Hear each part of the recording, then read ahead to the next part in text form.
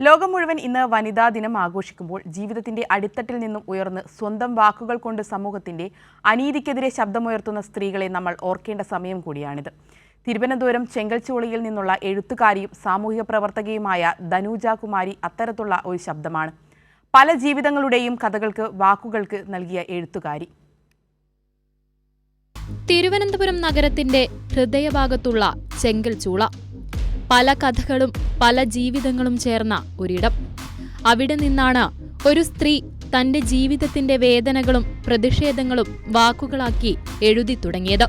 വാക്കുകളിലൂടെ പ്രതിഷേധം തീർത്ത ചെങ്കൽച്ചൂളയുടെ ധനുജകുമാരി.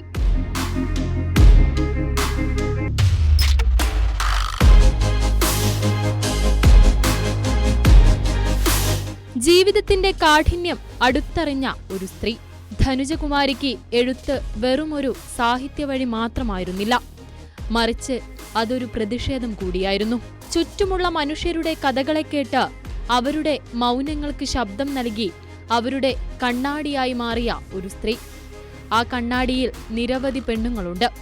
ഇന്നും സജീവമായി നിൽക്കുന്ന വിങ്സ് ഓഫ് വിമൻസ് എന്ന കൂട്ടായ്മയുമുണ്ട്. പല പ്രാവശ്യം എനിക്ക് എങ്ങനെ വിഷമങ്ങളും ദുഃഖങ്ങളും ഒക്കെ തോന്നിയിട്ടുള്ളപ്പോൾ, ഒറ്റപ്പെടലൊക്കെ തോന്നിയിട്ടുള്ളപ്പോൾ ഞാൻ എഴുതാറുണ്ട്. ആ പേപ്പർ ഞാൻ കീറിക്കളയാറുണ്ട്.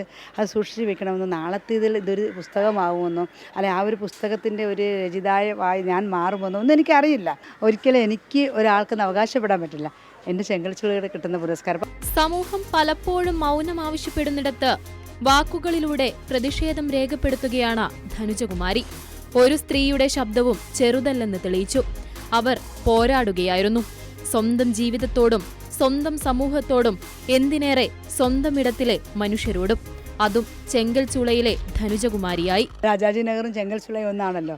ഇത് രണ്ടും എനിക്കിഷ്ടമാണ്. എങ്കിലും ഞാൻ എൻ്റെ പേരിനോട് ചേർത്ത് വയ്ക്കാൻ ആഗ്രഹിക്കുന്ന ചെങ്കൽച്ചൂള എന്ന് തന്നെയാണ്. കാരണം ആ പേര് കൊണ്ട് ഒരുപാട് അപമാനം ഏൽക്കേണ്ടി വന്ന ഒരാളാണ് ഞാൻ. ആ പേര് കൊണ്ട് തന്നെ ഇന്ന് അഭിമാനത്തോട് നിൽക്കുന്ന ഒരാളുമാണ് ഞാൻ.